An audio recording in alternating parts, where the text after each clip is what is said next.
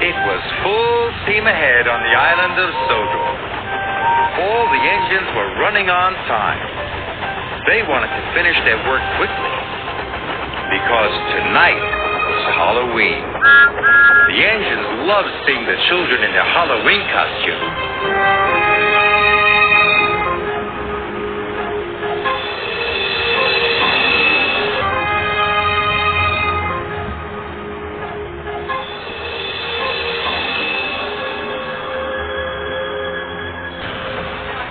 And the engines loved to hear tales of ghostly engines and scary steam trains.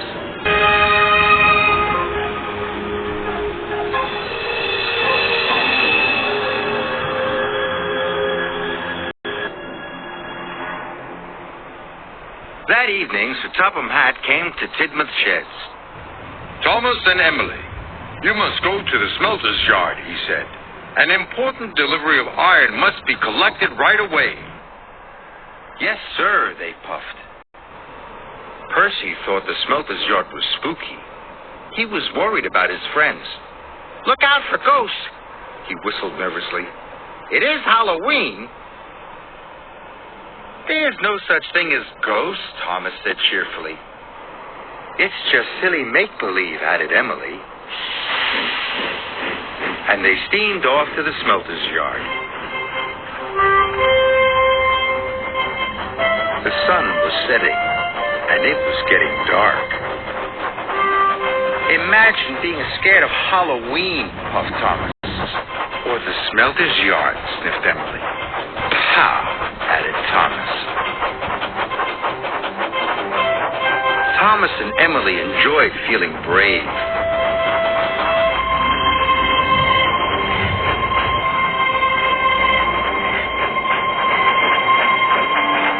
When they got to the smelter's yard, it was very spooky. Oh, my, whispered Emily. Oh, dear, hissed Thomas. They puffed slowly through the piles of jagged steel and twisted scrap. The air grew hotter, and the smoke grew thicker. Arry and Bert were lurking nearby. The two diesels saw the chance to scare a couple of steamies. When Thomas and Emily rolled by, they moaned and groaned. It sounded spooky. What was that? Snapped Emily. You said there was no such thing as ghosts. Silly make-believe, you said, gasped Thomas. Suddenly, a freight car began to shudder and shake. Cinders and ashes, cried Thomas. Help, wailed Emily. It's a ghost. Let's get away from here.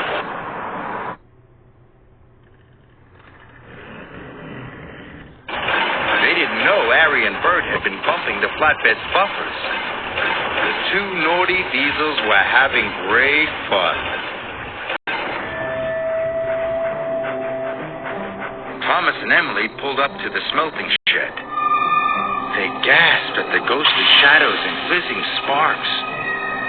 Their wheels felt as if they were frozen, but they had to go inside. I hope the ghost hasn't gone in there, quaked Thomas. Me too, quivered Emily. And they both rolled slowly into the smelting shed.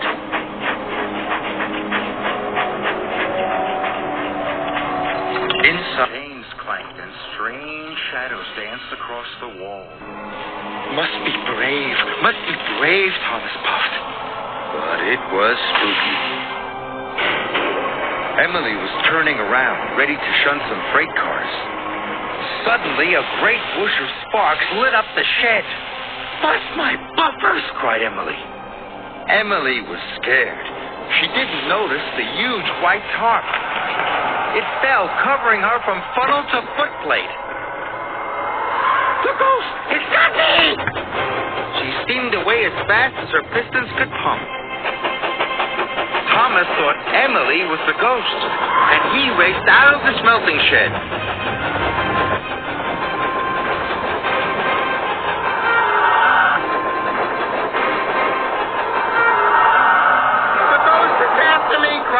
Thomas. Arry and Bert thought Emily was the ghost too, and they raced away. Thomas was right behind them, and Emily was right behind Thomas.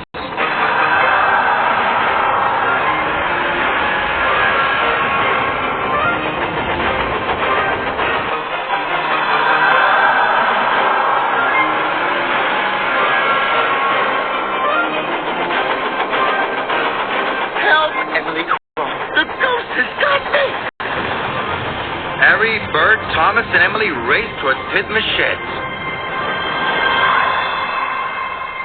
Tidman's sheds was quiet and peaceful. All the engines were fast asleep.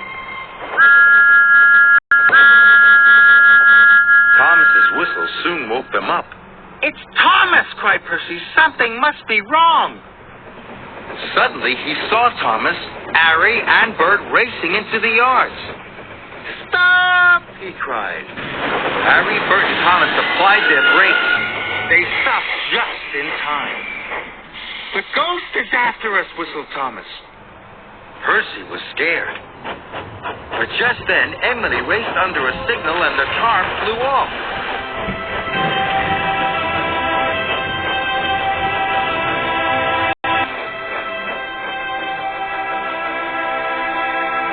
"That's no ghost," said Percy. "That's Emily." The engine didn't feel scared anymore, but they did feel foolish.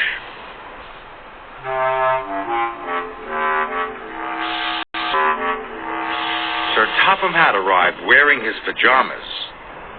"What is all this fuss and bother?" he boomed. "It has caused confusion and delay." "But, sir," cried Thomas, "the flatbeds were rattling. "And we heard moaning," said Emily. "And groaning," added Thomas. Sir Topham Hatt looked at Arry and Bert. "Do you know anything about this?" he asked sternly. "It was us, sir," Bert mumbled. "For your punishment, you go back and collect the iron at once," said Sir Topham Hatt. "Yes, sir," said Arry and Bert, and they rumbled away.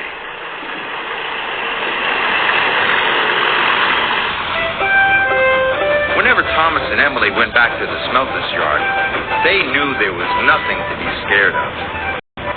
After all, there is no such thing as ghosts. It was all silly make-believe.